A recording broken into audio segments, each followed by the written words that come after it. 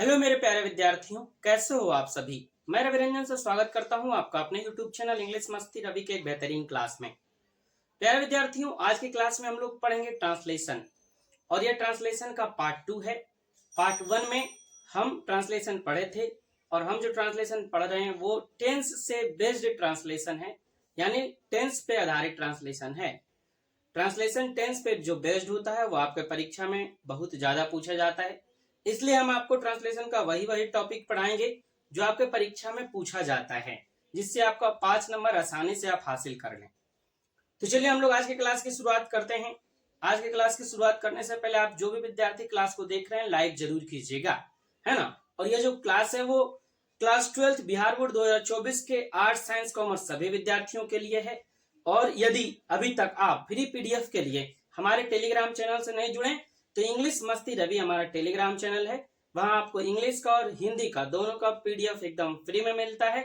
और क्लास तो आपका फ्री में चल ही रहा है। क्लास जो है कुछ बहुत दिन बाद थोड़ा हो रहा है, कुछ काम था इसलिए, है ना। आपका क्लास अब कंटिन्यू होगा। तो चलिए आज की क्लास की शुरुआत करते हैं और जो टेंस है उसका पार्ट 2 देखते हैं। तो प्यारे विद्यार्थियों, हम लोग जो है वो टेंस का जो पहला पार्ट है प्रेजेंट इंडेफिनिट टेंस, है ना, उसका हम ट्रांसलेशन देख रहे हैं अभी। तो जो पहला पार्ट था उसमें हम प्रेजेंट इंडेफिनिट टेंस का अफर्मेटिव यानी सकारात्मक वाक्य का ट्रांसलेशन देखे थे। आज हम देखेंगे इंट्रोगेटिव और नेगेटिव दोनों, यानी नकारात्मक वाक्य जो प्रेजेंट इंडेफिनिट टेंस का होता है उसका कैसे हम ट्रांसलेशन बनाएंगे, और जो प्रश्नवाचक वाक्य होता है उसका हम कैसे ट्रांसलेशन बनाएंगे यदि प्रेजेंट इंडेफिनिट टेंस का ट्रांसलेशन आ गया तो चलिए देखते हैं। तो सबसे पहले हमको स्ट्रक्चर जानने की जरूरत पड़ेगी, क्योंकि ट्रांसलेशन में स्ट्रक्चर जो है बहुत महत्वपूर्ण भूमिका निभाता है और पहचानने का नियम भी। तो पहचानने का नियम तो हम आपको पहले ही बता दिए थे। जिस जिस हिंदी वाक्य के क्रिया के अंत में ताहू तेहू तीहू इत्यादि लगा रहे उसको हम प्रेजेंट इंडेफिनिट टेंस का वाक्य समझते हैं। तो देखिए, जब आपको उस दिन आपका स्ट्रक्चर भी बताए थे कि अफर्मेटिव का स्ट्रक्चर होता है सब्जेक्ट प्लस V1 या V5 प्लस ऑब्जेक्ट, यही होता है। और इस पे रिलेटेड हम आपको ट्रांसलेशन भी बता दिए थे। देखिए बाबू, जैसे ही V1 और V5 जो है वो निगेटिव बनता है, मतलब ये जो मेन वर्ब है V1 V5 अफर्मेटिव में रहता है तो इसके साथ कोई भी हेल्पिंग वर्ब का प्रयोग हम नहीं करते हैं। लेकिन जैसे ही ये निगेटिव बनता है यानी इसमें नॉट लगता है तो आपको हेल्पिंग वर्ब डू और डज का प्रयोग करना पड़ेगा। क्यों? क्योंकि देखिए V1 डू है और V5 डज है। ऐसा कहते हैं V1 और V5 जब निगेटिव बनता है और इंट्रोगेटिव बनता है तो उसके साथ हम लोग हेल्पिंग वर्ब डू रूप का प्रयोग करते हैं। तो डू में 3 आता है, डू डज डिड। लेकिन डू क्या है V1, डज क्या है V5, डिड क्या है V2। तो V1 के साथ V1 वाला लगाएंगे और V5 के साथ V5 वाला लगाएंगे। तो V1 क्या है डू है, V5 डज है, इसलिए यहाँ डू आया डज आया। और देखिए V2 है तो V2 के साथ यानी पास्ट इंडेफिनिट टेंस में प्रयोग होगा। ठीक, तो आपका जो निगेटिव वाक्य है उसका स्ट्रक्चर होता है सब्जेक्ट प्लस डू या डज प्लस नॉट, नॉट के बाद V1 और ऑब्जेक्ट। एक बात आप और समझिएगा कि जब डू डज डिड का प्रयोग हेल्पिंग वर्ब के रूप में होता है, यहाँ हो रहा है, तो उसके बाद हमेशा हमेशा वर्ब के पहले रूप का प्रयोग हम करेंगे। तो चलिए इस स्ट्रक्चर पर आधारित आपका जो स्ट्रक्चर एक बार फिर से लिखते हैं, सब्जेक्ट प्लस डू या does plus not plus V1 plus object. इस पे हम ट्रांसलेशन देखेंगे और इस पे हमने आपका 5 ट्रांसलेशन लिया है। तो चलिए, कह रहा तुम स्कूल नहीं जाते हो तो तुम का क्या होता है यू। अब देखिए हम आपको पहले ही बताए थे V1 का प्रयोग किसके किसके साथ होता है, तो आई बी यू और दे के साथ। V1 प्लुरल है बाबू, है ना, तो यू के साथ V1 ही लगा देंगे। V1 आपका क्या है, डू है। V1 क्या है, डू है, तो यू डू नॉट। अब देखिए गो, यहाँ डू नॉट के बाद हमेशा V1 आएगा, गो टू अ स्कूल, बन गया, है ना। यहाँ फुल स्टॉप डालेंगे। दूसरा ट्रांसलेशन उसी तरीके से, मेरी गाय दूध नहीं देती है तो बनाएंगे माई काउ, है ना। अब देखिए सिंगुलर है यहाँ यानी V5 है तो लगाएंगे does, does not give milk, give milk. आप जो विद्यार्थी जानते हैं वो कमेंट बॉक्स में भी हमारे वीडियो को क्लास को स्टॉप करके आंसर दे सकते हैं और फिर हमसे आंसर मिला लीजिएगा। आप राम और श्याम नहीं पढ़ते हैं तो देखिए बनाइए, राम एंड श्याम। अब देखिए दो गो हो गया, एगो तो राम, दो गो दूसरा श्याम। तो क्या लग जाएगा, प्लूरल हो गया, तो इसलिए प्लूरल लगाएंगे। V1 हमेशा प्लूरल होता है, ध्यान रखिएगा। और डू क्या है, V1 है, इसलिए राम और श्याम प्लूरल है तो प्लूरल के साथ डू लगाएं। Ram and Shyam do not read. Next देखते हैं, हम लोग तुम्हें प्यार नहीं करते हैं, तो हम लोग क्या है, वी होगा, है ना। अब देखिए यहाँ, तो वी के साथ क्या लगाएंगे, वी के साथ V1 लगाएंगे, और V1 क्या होता है, डू होता है। वी डू नॉट लव, और तुम्हें का क्या होता है, यू। ठीक। नेक्स्ट देखिए 5 नंबर, तुम्हारे पिताजी तुम्हें प्यार नहीं करते हैं। योर फादर अब योर फादर आपके पिताजी सिंगुलर है, तो सिंगुलर के लिए क्या आएगा, डज आएगा, क्योंकि V5 डज सिंगुलर होता है। Your father does not love you. ठीक। तो ये था बाबू आपका निगेटिव, है ना, निगेटिव जो प्रेजेंट इंडेफिनिट टेंस का निगेटिव है, निगेटिव वाक्यों का ट्रांसलेशन। यदि आपसे निगेटिव प्रेजेंट इंडेफिनिट टेंस का एग्जाम में आता है तो आपको इस तरीके से बनाना है। चलिए अब देखते हैं इंट्रोगेटिव। इंट्रोगेटिव 6 से शुरू हो रहा है और 14 तक है, तो इसको हम मिटाते हैं। यहां तक आप स्क्रीनशॉट एक बार ले लीजिए, फिर इसको हम मिटा देंगे, है ना। ले लीजिए एक बार स्क्रीनशॉट, आई होप आप स्क्रीनशॉट ले लिए होंगे। चलिए देखिए, अब आगे बढ़ते हैं और देखते हैं इंट्रोगेटिव। तो इंट्रोगेटिव थोड़ा समझिएगा क्या होता है। तो सबसे पहले बाबू, है ना, इंट्रोगेटिव जो होता है प्रश्न पूछने का काम करता है। इंट्रोगेटिव क्या करता है, प्रश्न पूछने का काम करता है। और प्रश्न जो है वो 2 तरीके से पूछा जाता है।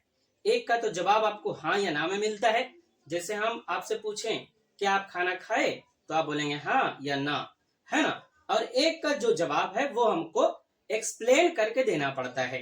अब हम आपसे पूछे आप क्या आप खाए, तो आप बोलेंगे हाँ खाए। फिर हम आपसे पूछेंगे आप क्या खाए, तो वहां पर थोड़ी आप बोलेगा हाँ नहीं, वहां पर बोलिएगा हम खाए भाई दाल भात चोखा चटनी अचार पापड़, हाँ जो भी खाए होंगे बताएंगे आप, है कि नहीं। हाँ, तो देखिए जब भी इंट्रोगेटिव सेंटेंस हमको स्ट्रक्चर बनाना हो तो कैसे बनाएंगे, ध्यान दीजिए। तो हम प्रेजेंट इंडेफिनिट टेंस का इंट्रोगेटिव बना रहे हैं। इंट्रोगेटिव जो है वो 2 तरह का होता है, एक तो यस नो क्वेश्चन, दूसरा होता है WH क्वेश्चन वर्ड। तो यस नो क्वेश्चन हमको जब बनाना है ना बाबू, तो यस नो क्वेश्चन में सबसे पहले हम हेल्पिंग वर्ब को आगे रख लेते हैं। देखिए यहां से ही बनेगा स्ट्रक्चर, सब्जेक्ट प्लस डू या does plus not plus V1 है, तो यही हमारा प्रेजेंट इंडेफिनिट टेंस में हेल्पिंग वर्ब होता है, डू या डज। तो देखिए जैसे आप गाड़ी पर बैठते हैं, तो कोई व्यक्ति सीट तरफ बैठे हुए है, ठीक है, और कोई सीट एक सीट के बगल में बैठे हुए हैं। तो कभी कभी जो इधर बैठा होता है उसको खिड़की देने बैठने का मन हो गया, तो बगल वाला को क्या बोलता है, हमको उल्टी आ रहा है, देखो कैसा मन लग रहा है, हमको जाने दो उधर। तो बगल वाले बोलता है कि चल जाओ भाई, कहीं हमारे पर तो तुम उल्टी नहीं कर देगा, है ना। तो उसी तरीके से हेल्पिंग वर्ब सब्जेक्ट को बोलता है जब यस नो क्वेश्चन में हम बनाते हैं तो, कि भाई हमको उल्टी आ रहा है, तो ई जो हेल्पिंग वर्ब है वो सब्जेक्ट को बोला, तो सब्जेक्ट क्या बोलता है, सब्जेक्ट बोलता है ठीक है तुम आगे चल जाओ हमको पीछे जाने दो।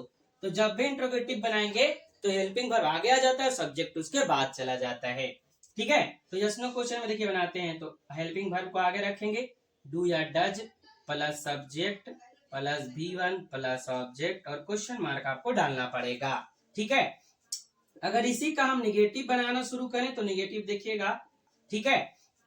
अगर इसी का हम निगेटिव बनाना शुरू करें तो निगेटिव देखिएगा, डू या does plus subject plus not plus V1 plus object, ठीक है। क्वेश्चन मार्क देना नहीं भूलिएगा, है ना। इतना बना दिए। और एक बात ध्यान रखिएगा, डू डज डीड का प्रयोग जब भी हेल्पिंग वर्ब की तरह होगा तो उसके बाद हमेशा V1 या V1 आएगा। देखिए जैसे इसमें आया है, इसमें आया है। अब देखिए WH क्वेश्चन वर्ड रहेगा तो क्या करेंगे, सबसे पहले आप ये जानिए कि WH क्वेश्चन वर्ड होता कौन कौन है। तो WH क्वेश्चन वर्ड होता है वो वाट मतलब होता है क्या, वाई मतलब होता है क्यों, वेन मतलब होता है कब, वेयर मतलब होता है कहाँ, हाउ मतलब होता है कैसे, हुम मतलब होता है किसको, ठीक है, हु मतलब होता है कौन। तो ये सब WH क्वेश्चन वर्ड है। अब हमको स्ट्रक्चर बनाना है तो कुछ नहीं करना है, WH क्वेश्चन वर्ड वाला अगर हमको स्ट्रक्चर बनाना है तो हमको सिर्फ आगे लिखना है WH क्वेश्चन वर्ड, और करना क्या है कि यस नो क्वेश्चन वाला पहला स्ट्रक्चर उठा के यहाँ डाल दीजिए। WH क्वेश्चन वाला पहला स्ट्रक्चर क्या कीजिए, एज इट इज, जस का तस, ज्यों का त्यों यहाँ पे डाल दीजिए। सिर्फ आगे आपको लिखना है WH क्वेश्चन वर्ड। तो डू या डज देखिए plus subject plus V1 plus object, यदि आप इसका निगेटिव बनाना चाहते हैं तो निगेटिव ही बना लीजिए। निगेटिव बना लेते हैं, WH question word plus do या डज प्लस ये स्ट्रक्चर उतार देना है यहाँ पे, subject plus not plus V1 plus object और क्वेश्चन मार्क डालना नहीं भूलिएगा। तो ये आपका बन गया इंट्रोगेटिव सेंटेंस का स्ट्रक्चर। ठीक है, स्ट्रक्चर आई होप आपको समझ में आ गया होगा कि कैसे हम बनाए हैं। चलिए अब ट्रांसलेशन की ओर बढ़ते हैं और ट्रांसलेशन जो बचा हुआ है उसको हम बनाने का प्रयास करते हैं। देखिए 5 नंबर तक तो आपका हो गया है और स्ट्रक्चर देख लिए ही आप कैसे की बना। देखिए क्वेश्चन क्या है, क्या आप लोग हंसते हैं। अब क्या है, तो सबसे पहले हमको क्या करना है, हेल्पिंग वर्ब लिखना है। अब यू आप लोग का क्या होगा, यू के साथ क्या लगेगा, डू, तो डू को आगे लिखिए, do you laugh, do you laugh और क्वेश्चन मार्क देना नहीं भूलिएगा। ये पहला हो गया। दूसरा देखिए क्या कह रहा, सीता गाना क्यों नहीं गाती है। ठीक है, तो देखिए यहाँ नहीं निगेटिव आ गया है ना। अब देखिए क्या है, क्यों भी आ गया है ना, नहीं सॉरी ये 13 नंबर है ना।